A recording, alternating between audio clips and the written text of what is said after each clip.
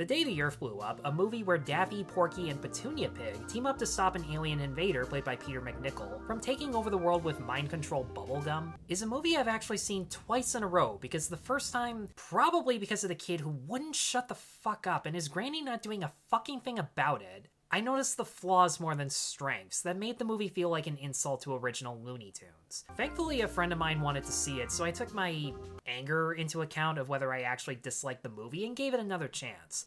Boy, am I glad I did, because while half my original problems are still there, The Day the Earth Blew Up isn't technically a bad movie, it's just one that in my opinion didn't fully live up to its potential. Director Peter Browngart's experience with Looney Tunes definitely shows in his visual style. The animation is wonderful, with lots of bright, vibrant colors, character designs that are visibly an homage to the Tex Avery drawing style, and everything moves at a rapid pace you'd come to expect from these characters. When the slapstick is directly reminiscent of the Golden Age cartoons, it easily brings out the most laughs, especially a montage of Daffy and Porky constantly getting fired that was done with the original title cards, aspect ratio, and even a bookend.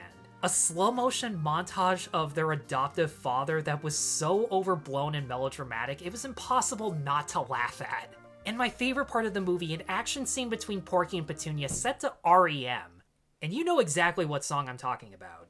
Eric Bauza, Candi Milo, and Peter MacNicol are clearly having a ball as their characters and throw so much energy into the performances. Though I will say, Bauza should probably stick to just playing Daffy, cause in my opinion his voice work is almost identical to Mel Blanc, compared to his Porky voice that sounds more like Bugs with a carrot up his nose. MacNicol's alien wasn't the funniest on paper, and there's a plot twist surrounding him I won't spoil that kinda diminishes him, but his line deliveries make the most generic of freakouts to his henchmen so much fun to watch. How is it that of all the humans to subjugate, I chose the stupidest? And I never thought I would say Porky had good chemistry with Petunia, but she was a breath of fresh air to see, where she has a personality of being nerdy and eccentric, this running gag of trying to find the perfect flavor for chewing gum that makes her an outcast, but is self-aware enough to have actual social skills. And her scientific tools to defeat the aliens were easily the most creative aspect of the story. Now, sadly, there are times when The Day the Earth Blew Up comes off as a case where either the 11 screenwriters for this movie or the studio made it with this stupid, oh, animation's just for kids mentality, where despite there being 11 screenwriters, for every inventive slapstick routine, fourth wall joke, face blown off, TNT explosion, or being crushed by an object, there's more generic falling over and break something routines geared towards little kids than there are jokes for all ages, with none of the build-up or foreshadowing that made the anticipation of a joke as funny as the overall punchlines, which is why the original cartoons are still hilarious to watch decades later.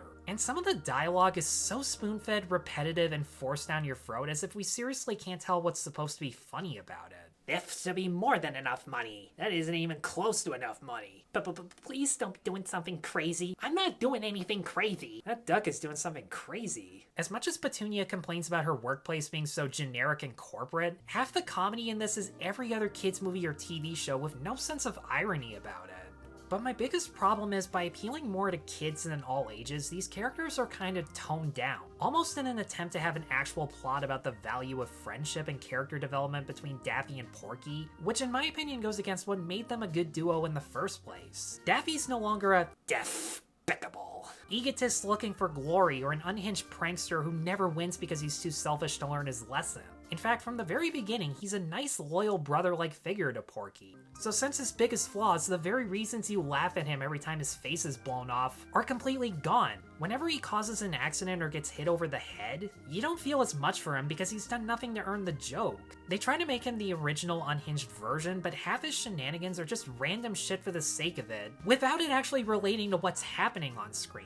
And Porky was originally either someone Daffy freeloaded off of and went to extreme measures to get rid of him, causing him to lose in the end, or a more capable sidekick who puts up with Daffy's ridicule and succeeds in the end because of it. There was already an arc to these formulas, and since they weren't broke, there's no reason to fix it, but this movie just relegates Porky to being the generic best friend who wants to be by Daffy's side, but also wants to pork Petunia, and that's the reason half the time he doesn't actually listen to Daffy or blatantly sabotages him, and it just made Porky shallow for the wrong reasons. Hell, without spoiling anything, this movie's so safe that the alien in this actually thinks he's doing the right thing, which made the character a little frustrating when it's never addressed why he doesn't just say, "Here's why I'm doing this, okay?" a lot sooner. So in the end, The Day the Earth Blew Up feels more like it's a Tiny Toons adaptation than it is Looney Tunes, and that part is a little disappointing, but the things that work about it, from the voice cast, the animation, the jokes that do land, make it worth sitting in theaters, and also makes it more insulting that Warner Brothers canceled the Wile E. Coyote movie and did fuck all marketing for this. I still don't understand why the studio system in North America anyways hates hand-drawn animation. It's literally what everyone starts off watching in regards to animation. It's the reason animation exists in the first place. One of these days I'm going to make the millionth YouTube video there is on why it's a dying art form and needs to desperately come back. If you're a fan of classic Looney Tunes or just want to see hand-drawn animation on the big screen, I'd say check it out, but keep in mind it's geared towards kids more than it is for all ages.